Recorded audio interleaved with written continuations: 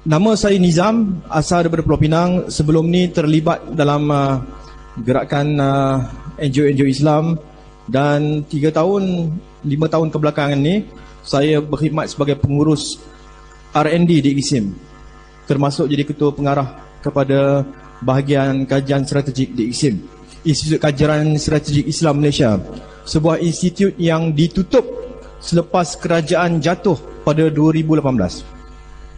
Ini merupakan satu-satunya agensi Islam daripada 13 agensi. Di pusat dia ada 13 agensi Islam.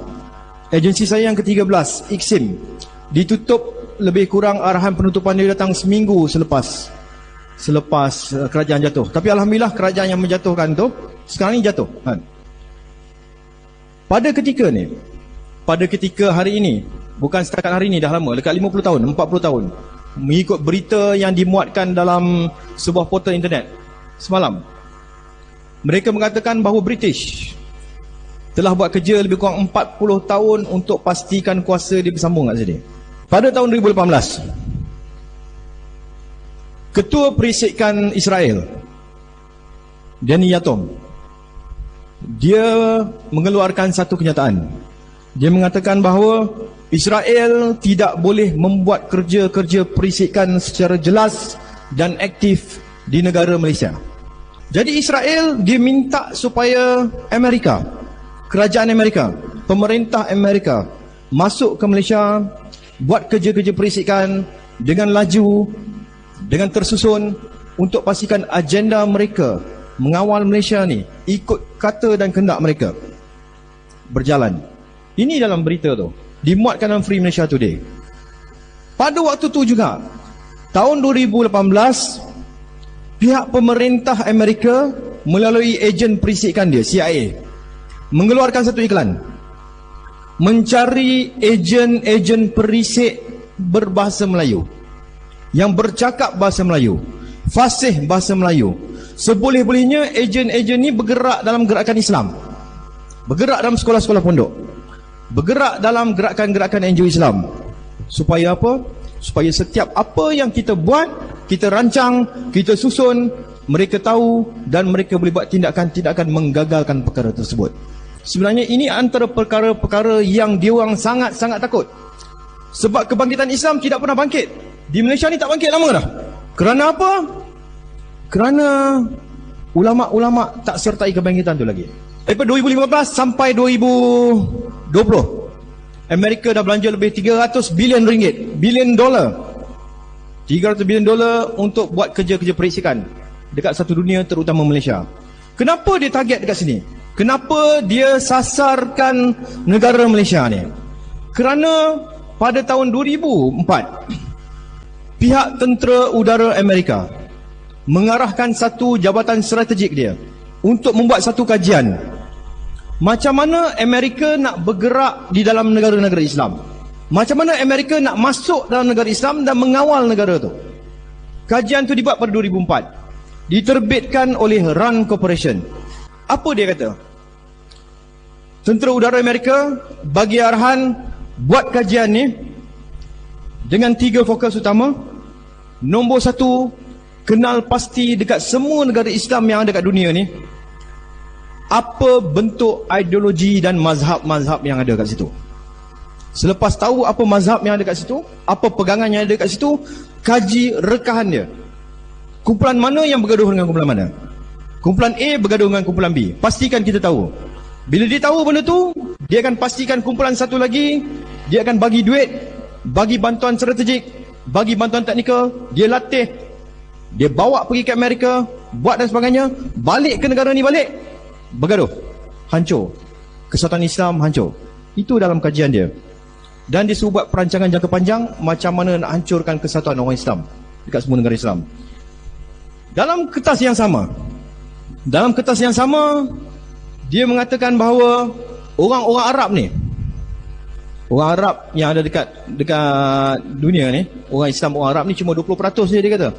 Dia kata jangan pedulilah tentang orang Arab ni.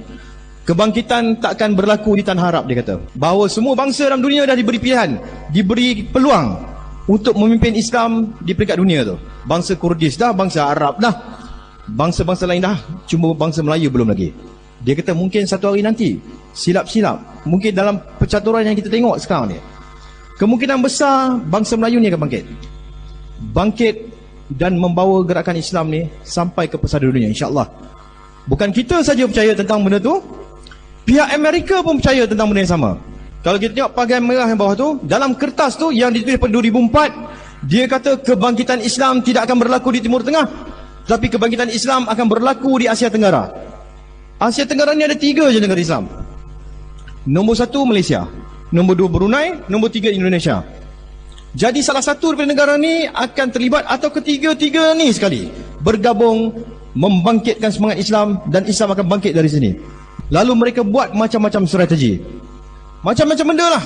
Dia bawa masuk ke Malaysia ni, dia buat masuk-masuk macam-macam fahaman. Dia cuba nafikan 1100 tahun sejarah kita ni sebagai sebuah negara Islam. Bila merdeka pada 1957, habis merdeka 1997, negara ni semua negeri bergabung, kita jadi sebuah negara yang dikenai Persekutuan Tanah Melayu. 1963 kita jadi negara Malaysia. Ini perkara 3-1 dalam Perlembagaan Persekutuan. Kita pun ada perlembagaan. Dalam perlembagaan menyatakan jelas, negara ni negara Islam. Apa negara ni? Pihak bukan Islam, dia kata negara ni bukan negara Islam.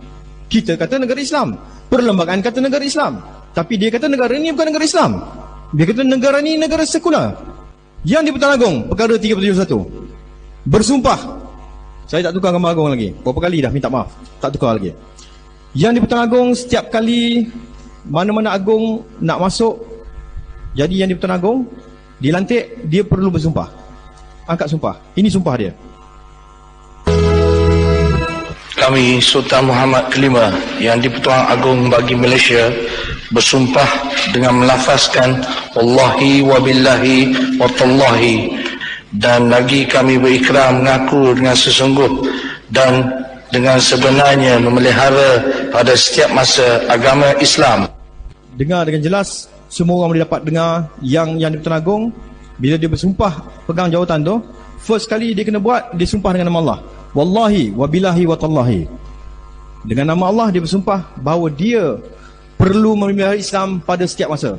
Bila-bila masa sekalipun dalam negara ni mesti pastikan Islam terbela, Islam terjaga, institusi Islam tidak dipinggirkan. Seharusnya institusi pondok ni mendapat bantuan penuh daripada kerajaan. Sepatutnya, sebab ini negara Islam. Perkara 12 dalam perlembagaan membenarkan negara ni menggunakan wang negara untuk membiayai institusi-institusi Islam. Itu hak kita dalam perlembagaan. Tapi kali ini Allah dah bagi satu peluang lagi. Peluang kedua selepas kerajaan lepas dijatuhkan. Sampai melampau-lampau puak bukan Islam ni. Menghina Nabi, buat macam-macam hal. Meruntuhkan institusi-institusi Islam. Satu persatu kuasa yang ada pada tangan orang Islam, kuasa ekonomi, diruntuhkan satu persatu. Tapi Allah dah bagi peluang kedua kepada kita.